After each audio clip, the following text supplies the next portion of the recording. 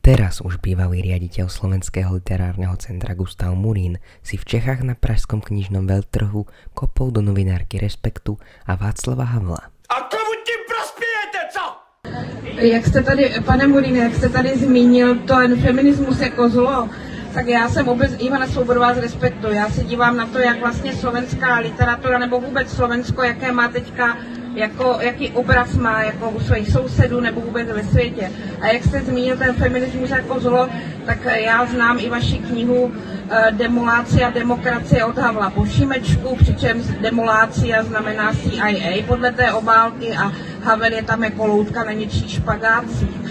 A já se vás chci tady si tento váš světonázor, včetně toho, že jste vlastně frekventantem na různých webech, kterými my říkáme tady konspirační. Jestli se to nějak odrazí v tom, jak vedete tady tu jako slovutnou instituci, která má na starosti propagaci slovenské literatury, jestli ten váš světonázor bude nějak ovlivňovat vlastně tu činnosť toho centra a jak. Keby ste si dobre pozreli tie takzvané vami označené konšpiračné médiá, tak by ste zistili, že sa volajú alternatívne alebo slobodné a na nich by ste zistila, že za štvrtok so svojimi spolupracovníkmi, ktorí sú tu, sme dokázali nevídané úžasné veci, takže skúste si to naštudovať, aby ste boli vzdelaná a nepýtala sa len podľa ideologických vašich zafarb. V reakcii na to sa začali búriť ľudia prítomní na tejto diskusii. Murín z nej preto odišiel. Ja sa chcem spýtať, prečo neodstúpite, keď ministerstvo kultúry... Česká republika. Nedelejte to. Čo toto je za demokratické?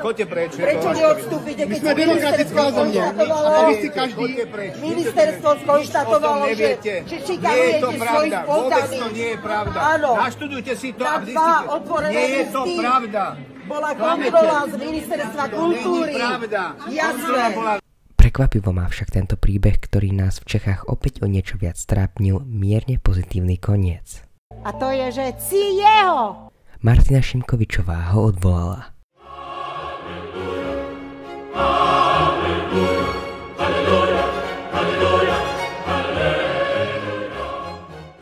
Milí moji, je čas se rozloučit.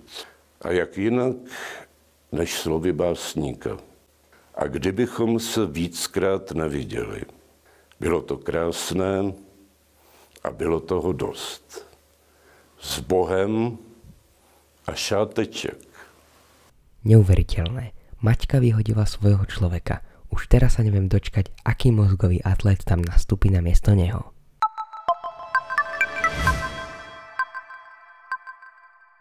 Peter Kotlár sa pohádal s novinárkou televízie JOJ. A čo s tým, ako si vysvetľujete, že žiadna krajina na základe potom tej vašej štúdie nič neurobila? Žiadna krajina. Ako nič neurobil? No nestiahla vakcíny.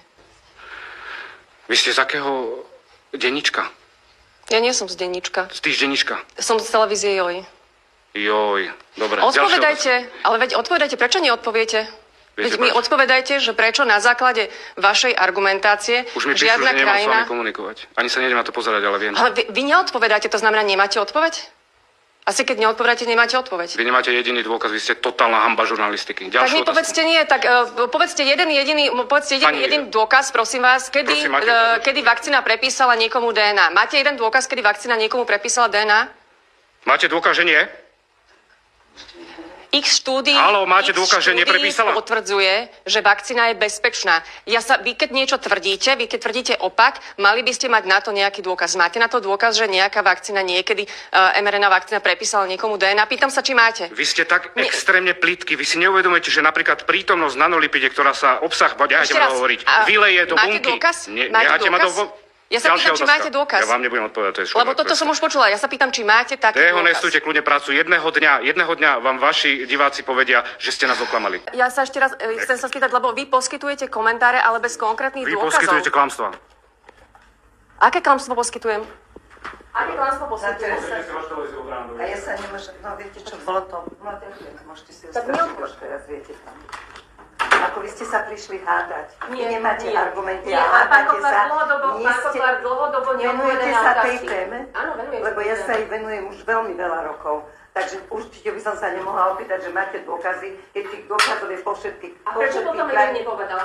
Lebo idete systémom, sa hádate, vy ste prišli kričať na ňu. Akým právom si dnes dovolujete všetci? Nie, vôbec si nemám nič. Nie, pochopila som, že sa správate ako žurnalistická žumpa. Človek sa nemá prísť hádať, ale prísť hovoriť. Tá pani, ktorá ho začala na konci obhajovať, je nejaká žurnalistická žumpa z informačného denníka. Tento človek je výkvetom tejto vlády a opäť to ukázal. Ale možno si pamätáte, hovoril som, zavrite si oči a predstavte si vládu blázdov.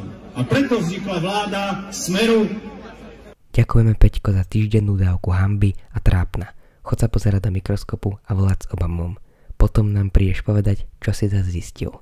Ako môžu niektorí ľudia takého človeka tolerovať? Pane Ježišu Kriste, Ty si prišiel na svet ako knieža pokoja, pôvodca života a lekár chorých. Prosíme ťa za zdravie predsedu vlády Slovenskej republiky, aby sa čím skôr uzdravil a opäť sa mohol venovať službe pre dobro našej krajiny. Aha, dobre, nič som nepovedal.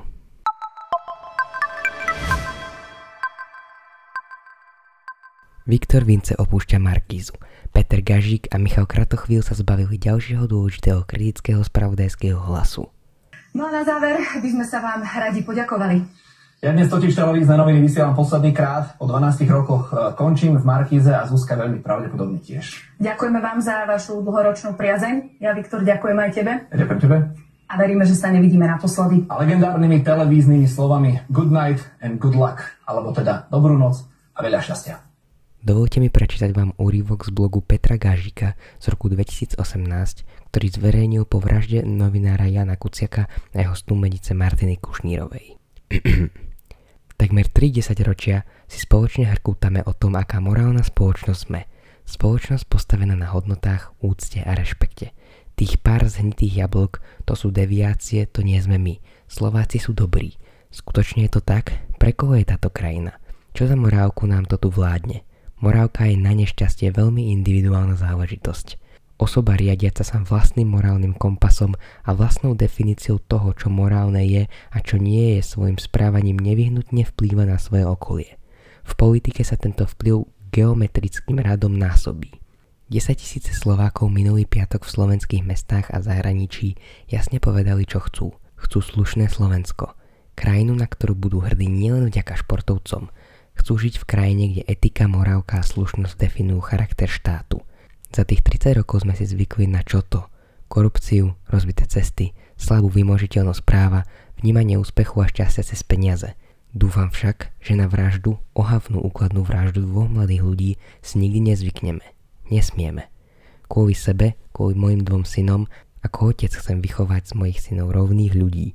Ako bývalý novinár nestratiť kritické myslenie a nepodliehať prílišnému cynizmu. Ako šéf O2 nezísť z cesty férovosti, transparentnosti. Firmy majú psiu povinnosť postaviť sa týmto situáciám čelom. Nejde totiž len o formu spoločenskej zodpovednosti, ide o investíciu. Investíciu do boja proti korupcii a rodinkárčeniu. Mne normálne láta z rukou vypadla. To je obrať, že? Nuž, za peniaze asi všetko.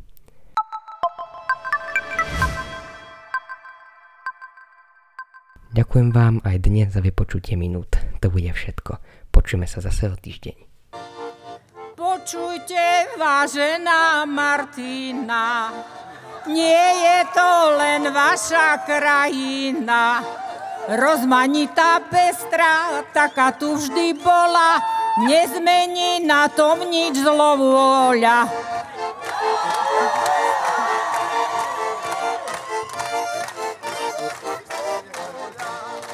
Počujte, vážená Martina, nie je to len vaša krajina. Žijeme tu všetci, rovní sme si v srdci, nezmení na tom nič zlá vôľa.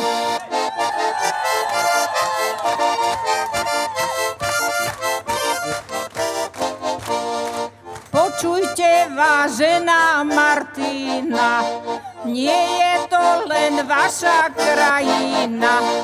Guľatá, neplochá, taká tu vždy bola, nezmení na tom nič zlovôľa.